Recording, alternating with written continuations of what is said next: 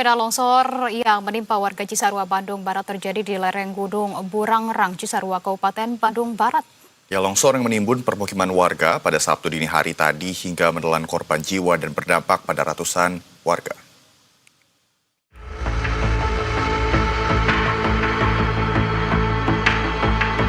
Bencana longsor yang menelan korban jiwa ini terjadi di Kampung Babakan RT 05 RW 11 Kelurahan Pasir Kuning, Desa Pasir Lagu, Kecamatan Cisarua, Kabupaten Bandung Barat, Jawa Barat terjadi pada Sabtu dini hari sekitar pukul 03.00 waktu Indonesia Barat. Sebelum kejadian, warga setempat mengaku mendengar suara gemuruh besar dari arah lereng bukit yang membuat tebing di kaki gunung Cikanang bergerak dari titik awal di Kampung Pasir Kuning menuju Kampung Pasir Kuda. Longsor terjadi akibat hujan deras disertai dengan angin kencang yang terjadi di wilayah kaki gunung tersebut. Material longsor tebal bercampur dengan air yang mengalir deras dari lereng bukit tersebut menimbun sekitar 30 rumah warga. Pemerintah Provinsi Jawa Barat mencatat 113 warga terdampak dalam peristiwa tersebut. Sebanyak 8 orang tewas dan 23 selamat serta 82 masih dilaporkan hilang. Proses pencarian korban saat ini masih terus dilakukan oleh Bupati Kabupaten Bandung Barat dengan melibatkan berbagai unsur termasuk dari Polri, BPBD, dan juga Basarnas.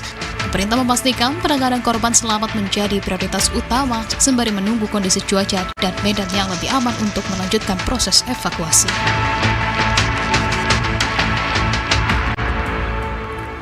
Ya, pemirsa, untuk mengetahui lebih lanjut terkait dengan longsor di Cisarua, Bandung Barat telah bergabung secara virtual bersama dengan kami Kepala Pelaksana BPBD Jawa Barat, sudah ada Pak Teten Ali.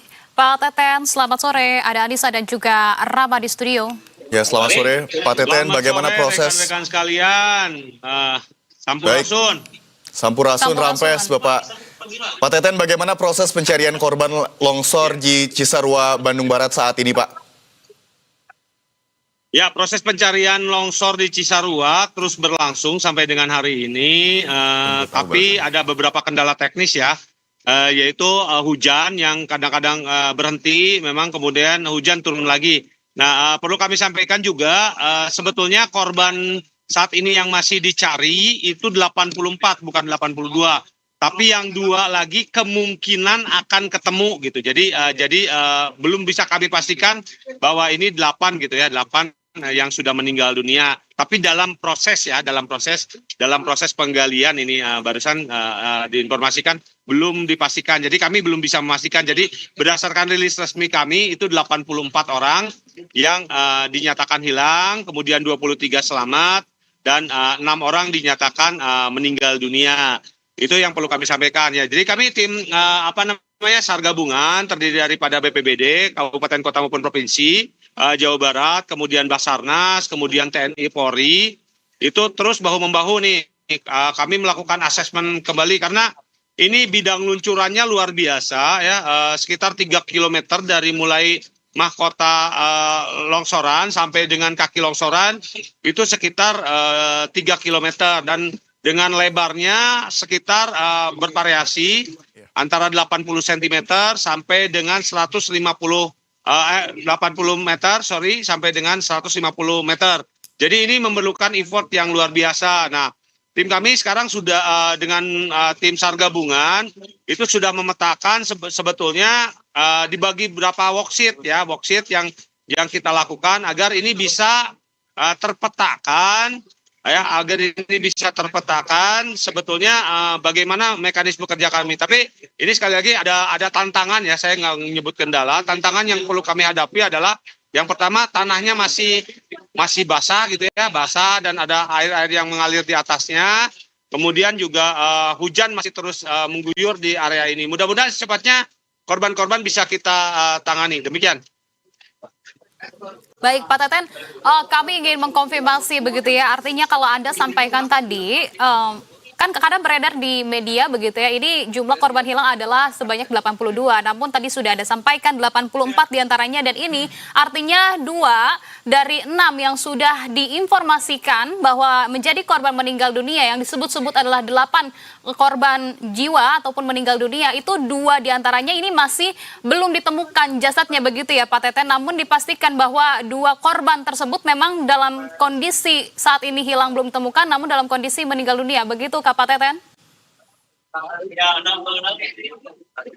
Dalam proses ini dalam proses pengambilan gitu. Jadi belum disimpulkan bahwa itu betul, bisa jadi itu 8, betul juga, bisa jadi karena kami datanya kalau sudah dilakukan bahwa ini sudah ditetapkan oleh teman-teman DPI Polda bahwa kalau sudah ditetapkan berarti kami akan merilis bahwa betul jumlah korban itu apakah 6 atau 8, tapi sampai dengan saat ini kami merilis bahwa yang resmi adalah 6 orang gitu ya, 6 orang. Nah, yang 2 orang lagi dalam proses. Jadi kami belum bisa memastikan. Demikian.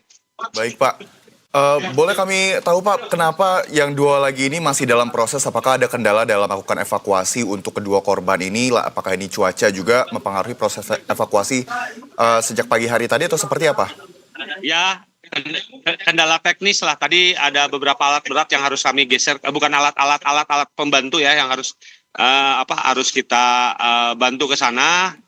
Seperti linggis lah ya, linggis barusan baru kita geser karena di lokasi kami karena ini biasanya kami tidak menggunakan linggis seperti itu gitu ya. Kami menggunakan alat-alat yang lain, tapi tadi kita mohon diminta bantuan untuk menggunakan linggis. Demikian. Baik, 2 korban hilang yang sudah terdeteksi tentunya saat ini masih dalam proses ataupun upaya penanganan maupun evakuasi. Begitu kita harapkan memang dalam kondisi selamat begitu ya Pak Teten.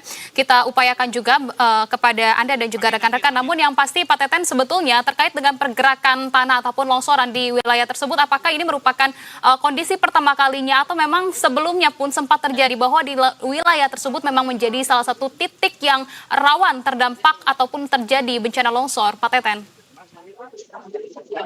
Sebetulnya di daerah sini itu kalau di atasnya ya di Gunung Burangrangnya itu kan memang masih hijau ya, tegakannya masih ada. Tapi di punggung gunungnya ini memang sudah berubah alih fungsi ya menjadi tanaman-tanaman palawija. Jadi ini sebetulnya di kajian risiko bencana yang ada di teman-teman BPBD Kabupaten Bandung Barat itu sudah diprediksi bahwa ini merupakan daerah yang rawan terhadap longsor gitu.